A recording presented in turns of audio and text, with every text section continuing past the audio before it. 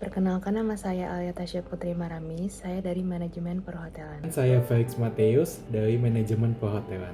Saya Kevin Hendrato Tanda Utama, mahasiswa KK ISMET. Saya Anggara dari Manajemen Keuangan. Saya Ferion Guntama, saya dari Manajemen Perhotelan. Nama saya Margaret Gabriel Agatha, saya dari Manajemen Perhotelan. Nama saya Rachel dari Manajemen Marketing. Nama saya Rifa Rahman dari Manajemen Perhotelan. Emotional intelligence adalah kemampuan seseorang untuk mengenali, memahami, dan mengelola dalam mengekspresikan emosi diri mereka dalam bentuk yang positif dan efektif, baik untuk diri mereka sendiri ataupun terhadap orang lain. Contoh penggunaan emotional intelligence dalam kehidupan sehari-hari dalam menghadapi kondisi tertentu, yaitu seperti ketika seseorang ditegur atau dikritik oleh atasan mereka. Sikap seseorang tersebut dalam menggunakan emotional intelligence adalah dengan mendengarkan kritik dari atasan tersebut, menjadikannya pelajaran, dan kedepannya memperbaiki diri kembali untuk menjadi lebih baik lagi.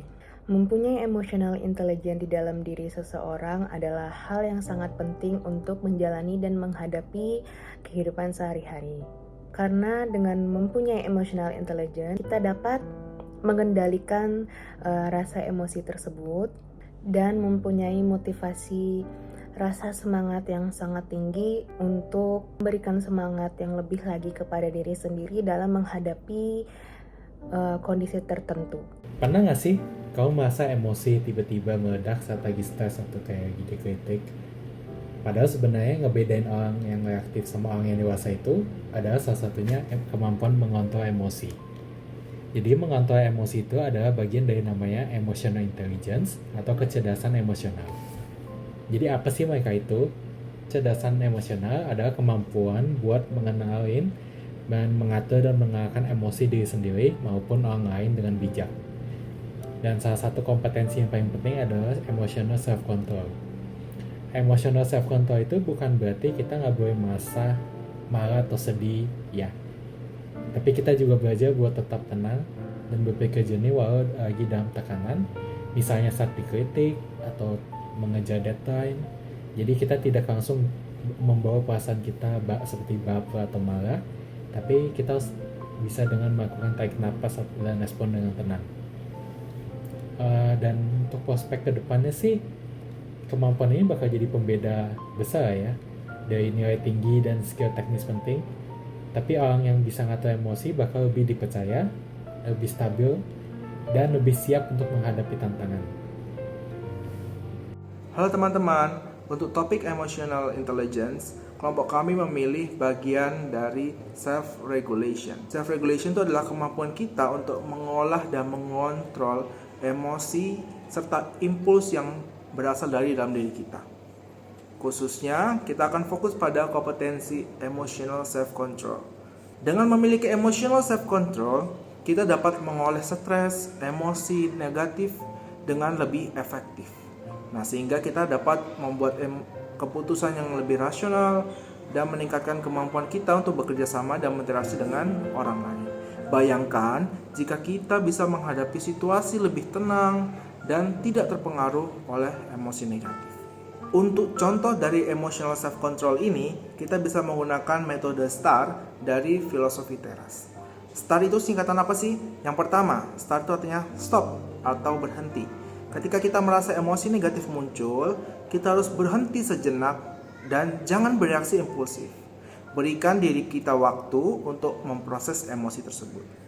Kemudian, think, T, artinya berpikir.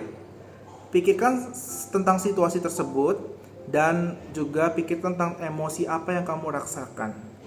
Nah, kemudian coba kita cari penyebab emosi tersebut, sehingga ketika kita tahu penyebabnya, kita berasa menjadi lebih siap untuk menghadapi situasi tersebut. Nah, setelah itu A atau assess. Kita menilai situasi tersebut, emosi kita secara objektif. Tanyakan pada diri kita masing-masing, apakah reaksi saya yang akan saya berikan itu akan menjadi sudah tepat? Atau apakah ada cara lain untuk bereaksi terhadap kondisi ini? Dengan demikian, apalagi secara objektif, kita bisa membuat keputusan yang tepat. Dan terakhir adalah react, R, atau beraksi.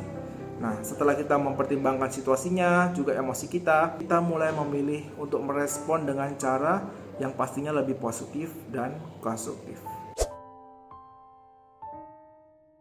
Halo rekan-rekan, terima kasih sudah bergabung.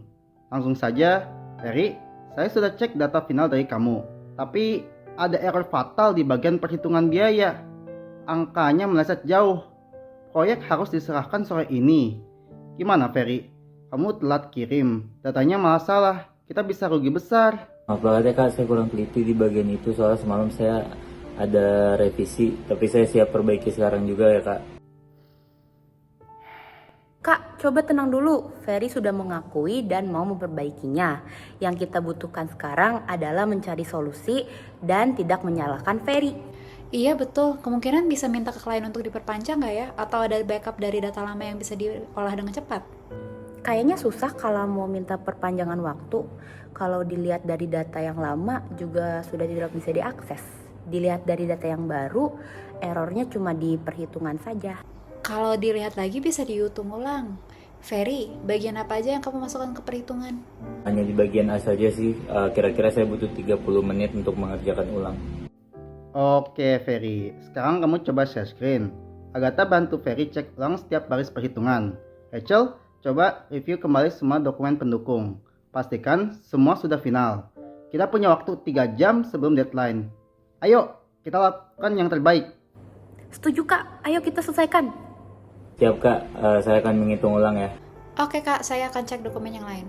Terima kasih.